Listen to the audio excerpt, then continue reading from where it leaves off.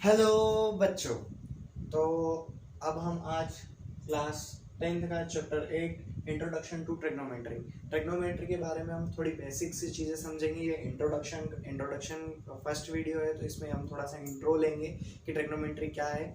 तो हम इस चैप्टर में क्या क्या पढ़ने वाले हैं, सबसे पहले हम वो समझ लेते हैं। तो इस चैप्टर में हम सबसे पहले इंट्रोडक्शन समझेंगे, जो कि इस वीडियो में हम कंप्लीट करेंगे। उसके बाद में हम ट्रिग्नोमेट्रिक रेशियो समझेंगे, फिर trigonometric ratio of some specific angles के लिए समझेंगे। फिर हम समझेंगे trigonometric ratio of complementary angles. Complementary angles किसको बोलते हैं, जिनका प्लस क्या हो जाए 90 हो जाए। फिर हम कुछ ट्रिग्नोमेट्री की आइडेंटिटीज को स्टडी करेंगे। अब हम इस चैप्टर को जब पढ़ रहे हैं तो हम ये जो ट्रिग्नोमेट्री है, सबसे पहले इस वर्ड को समझ लेते हैं कि इस वर्ड का मतलब क्या है। ट्रिग्नोमेट्री ट्री से होता है तीन, गोन से होता है साइड।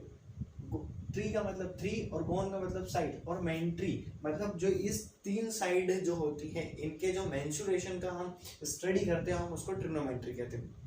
अब यहाँ पर हम देखो एक वर्ड हमें मिल रहा है, एक डेफिनेशन मिल रही है कि trigonometry is the study of relation between the sides and angles of triangles. मतलब जो ये ट्रिग्नोमेट्री है, इसमें हम क्या करते हैं, साइड्स एंड एंगल्स की स्टडी करते हैं। किसके, ट्रायंगल्स के जो साइड्स हैं और उसके जो एंगल्स हैं, उनके हम स्टडी करते हैं ट्रिग्नोमेट्री के अंदर। तो ये यहाँ पर एक 90 डिग्री का मैंने एक ट्रायंगल बना रखा है। इससे मैं आपको पूरी ट्रिग्नोमेट्री अभी एक्सप्लेन करने वाला हूँ। ट्रिग्नोमेट्री आपको इतनी आसान हो जाएगी, एक शॉर्ट ट्रिक दूंगा मैं आपको, इतनी आसान हो जाएगी, उसके बाद में आप कभी भी ट्रिग्नोमेट्री में नहीं अटकोगे। तो एक चीज आप ध्यान रखना कि हम जिस एंगल के बारे में डिस्कशन करेंगे, जैसे मान के चलो हम एंगल ए के बारे में जब डिस्कशन करेंगे, तो एंगल ए के बारे में डिस्कस करेंगे तो जब इसकी जस्ट सामने वाली साइड, परपेंडिकुलर हो जाएगी, और जो इससे लगी हुई साइड है, जो इसकी साइड है, इसको हम बेस बोलेंगे। एट ए टाइम जब हम एंगल सी की बात करेंगे, तब इसके जस्ट सामने वाली साइड, दो ही एंगल की बात होगी, या तो एंगल ए की बात होगी या एंगल सी की बात होगी। मतलब जो एक्यूट एंगल है उन्हीं के बारे में हम डिस्कस करेंगे। हम 90 डिग्री जो राइट एंगल है उसके बारे में हम डिस्कस नहीं करेंगे।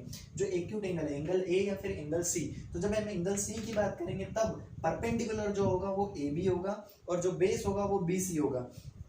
याद रखना दोस्त, जो एंगल ए है, जब एंगल ए की बात करेंगे तब इसके जस्ट सामने वाली साइड क्या हो जाएगी, परपेंडिकुलर, और उसके जो बगल वाली साइड है या फिर जो इसके एडजेंट साइड है, उसको हम क्या बोलेंगे, परपेंडिकुलर। और इसके जस्ट सामने वाली साइड बीसी, जो बीसी है, उसको हम क्या बोलेंगे, बेस बोलेंगे। फिर एंगल सी, जब हम एंगल सी के बारे में डिस्कस करेंगे तब उसके जस्ट सामने वाली साइड, क्या हो जाएगी, जब अभी यहाँ पे परपेंडिकुलर क्या हो जाएगा, ए बी, और फिर बेस क्या हो जाएगा, बी सी। और जो 90 डिग्री के जस्ट सामने है, 90 डिग्री के जस्ट सामने है, उस साइड को हम हमेशा हाइपोटेनियस ही बोलेंगे। हाइपोटेनियस हमेशा जो 90 डिग्री के जस्ट सामने वाली साइड है उसको बोलेंगे।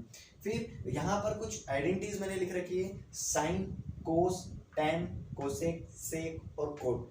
इनको आप पढ़ोगे तो इसको हम साइन बोलते हैं, इसको कोसाइन बोलते हैं, इसको टेंजेंट बोलते हैं, इसको कोसेकेंड बोलते हैं, इसको सेकेंड बोलते हैं, इसको कोटजेंट बोलते हैं, है ना। तो ये नहीं हम बोलते हुए हम डायरेक्ट ही इन्हें यूज करते हैं, sine, cos, tan, cosec, sec and cot. ठीक है, इसके लिए मैंने यहाँ पर लिख रखा है P by H। साइन बराबर में लिख रखा है P by H, मतलब परपेंडिकुलर अपॉन हाइपोटेनियस। फिर कोस थीटा के लिए लिख रखा है मैंने बेस अपॉन हाइपोटेनियस, फिर टेन थीटा के लिए लिख रखा है मैंने परपेंडिकुलर अपॉन बेस। जो साइन थीटा है उसका जस्ट अपोजिट होता है कोसेक थीटा। साइन थीटा का जस्ट अपोजिट होता है कोसेक थीटा, जो इसको हम लिखें hypotenuse upon perpendicular. Cos theta का जस्ट अपोजिट होता है सेक थीटा। तो देखो बी अपॉन एच लिखा है, तो यहाँ पर एच अपॉन बी, मतलब हाइपोटेनियस अपॉन बेस। और टेन थीटा का जस्ट अपोजिट होता है कॉट थीटा जैसे परपेंडिकुलर अपॉन बेस, तो ये हो जाएगा बेस अपॉन परपेंडिकुलर। इसको याद करने की शॉर्ट ट्रिक दे रहा हूं मैं आपको, शॉर्ट ट्रिक। इसको हिंदी मीडियम वाले जो भी बच्चे हैं वो इसको याद रख सकते हैं, लाल बटे कक्का से, है ना। लाल बटे कक्का से मतलब जो एल से हो जाएगा लंब, अ से हो जाएगा आधार, और फिर एल से हो जाएगा हमारा लंब, है ना। क से हो जाएगा कर्ण, फिर क से कर्ण और आधार। देखो साइन थीटा तो हो जाएगा लंब बटे कर्ण, और कोस थीटा आधार बटे कर्ण, टेन थीटा लंब बटे आधार। इंग्लिश मीडियम के लिए पंडित बद्री प्रसाद हर हर बोले। देखो पंडित बद्री प्रसाद हर हर बोले, तो साइन थीटा के लिए पी एच, पंडित से परपेंडिकुलर, एच से hypotenuse. Sine theta cos theta के लिए बद्री प्रसाद, बद्री और हर हर, बद्री हर, तो कोस थीटा हो जाएगा बी बाई एच। और टेन थीटा के लिए प्रसाद और बोले, तो प्रसाद, तो हमारा जो इसका शॉर्ट फॉर्म हो गया पंडित बद्री प्रसाद हर हर बोले। इसको याद करने की ट्रिक हो गई। अब साइन थीटा का मैंने जस्ट आपको बता दिया, कोसेक थीटा उल्टा होता है, कोस थीटा का जस्ट उल्टा सेक थीटा होता है, और टेन थीटा का जस्ट अपोजिट कोट थीटा होता है। तो यहाँ तक तो कोई दिक्कत नहीं है। उसके बाद में अगर हमने ये सोच रहे हैं कि साइन थीटा का जस्ट अपोजिट कोसेक थीटा है, तो साइन थीटा को मतलब जो साइन थीटा है उसका sine theta is equal to 1 upon cosec theta. ये जस्ट रिमेंबर थिंग है कि अगर मैंने यहाँ पर जैसे साइन थीटा का मैंने क्या बोला था, जो इसका रेशियो होता है वो क्या होता है, कोसेक थीटा में इसका अपोजिट होता है। तो ये आइडेंटिटी आप याद रख सकते हो। इसका अपोजिट भी हो सकता है cosec theta upon 1 upon sine theta.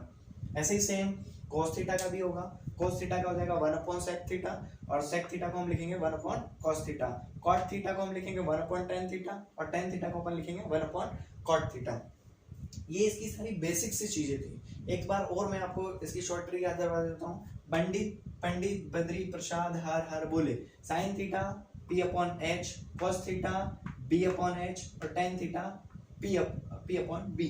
अब जो बेस और परपेंडिकुलर है वो एंगल पर डिसाइड करेगा। जब हम एंगल ए के बारे में करेंगे तब एंगल ए के बारे में डिसाइड करें, जब एंगल ए की बात करेंगे तब जो परपेंडिकुलर है वो बी सी हो जाएगा और आधार हो जाएगा ए बी। और जब हम एंगल सी की बात करेंगे, जब हमारा जो बेस होगा वो बी सी हो जाएगा, और जो हमारा परपेंडिकुलर है वो ए बी हो जाएगा। आपने इसमें मैंने आपको बेसिक चीजें आपको बता दी है। जो भी इस चैप्टर में बेसिक चीजें हैं यही चैप्टर का बेस होता है। ये जिस बच्चे को याद हो गया उस चैप्टर, उसके लिए ट्रिग्नोमेट्री बहुत आसान हो जाती है। ट्रिग्नोमेट्री का हमने एक बेसिक सा इंट्रोडक्शन आज पढ़ लिया है। इसके आगे वाले लेक्चर में हम ट्रिग्नोमेट्री की थोड़े से जो इसकी फर्स्ट एक्सरसाइज है 8.1 उसके हम कुछ क्वेश्चन सोल्व करेंगे, और थोड़ा सा और इसमें हम फॉर्मूले जो बन रहे हैं उनको हम डिस्कस करेंगे। आप चैनल को सब्सक्राइब कर लीजिए, और वीडियो को लाइक कीजिए और अपने दोस्तों के साथ में इसको शेयर कीजिए। Thank you for watching this video.